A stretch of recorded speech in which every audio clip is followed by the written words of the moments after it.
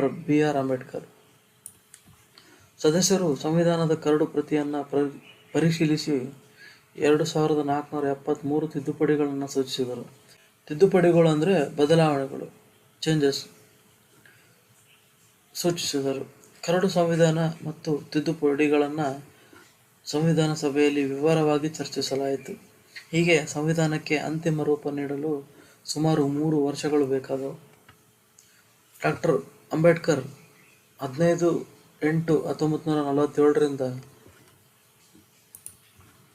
6/10/1951 ಅವಧಿಯಲ್ಲಿ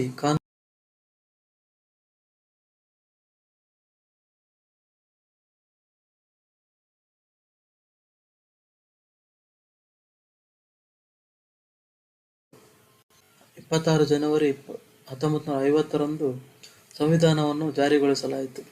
ಸಂವಿಧಾನವು ಭಾರತವನ್ನು ಗಣರಾಜ್ಯವೆಂದು ಘೋಷಣೆ ಮಾಡಿತು. ನಾವು ಪ್ರತಿ ವರ್ಷವೂ ಈ ದಿನದಂದು ಗಣರಾಜ್ಯೋತ್ಸವವನ್ನು ರಾಷ್ಟ್ರೀಯ ಹಬ್ಬವನ್ನಾಗಿ ಆಚರಿಸುತ್ತೇವೆ.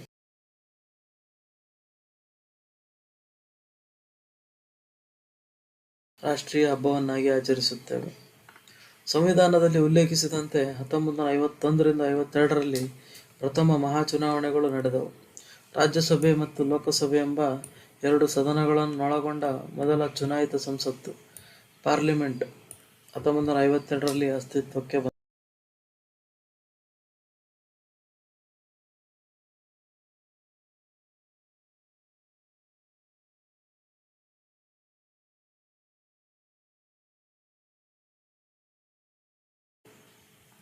ನಮ್ಮ ಸಂವಿಧಾನದ ಗಾತ್ರ. ಭಾರತ ಸಂವಿಧಾನವು 444 ವಿಧಿಗಳನ್ನು ಒಳಗೊಂಡಿದೆ. ಸಂವಿಧಾನದಲ್ಲಿ 12 ಪರಿಚ್ಛೇದಗಳಿವೆ. ಜನವರಿ 12, 2022 ಸಂವಿಧಾನವನ್ನು 105 ಬಾರಿ ತಿದ್ದುಪಡಿಯನ್ನು ಮಾಡಲಾಗಿದೆ. ಪ್ರಸ್ತಾವನೆ: ಸಂವಿಧಾನ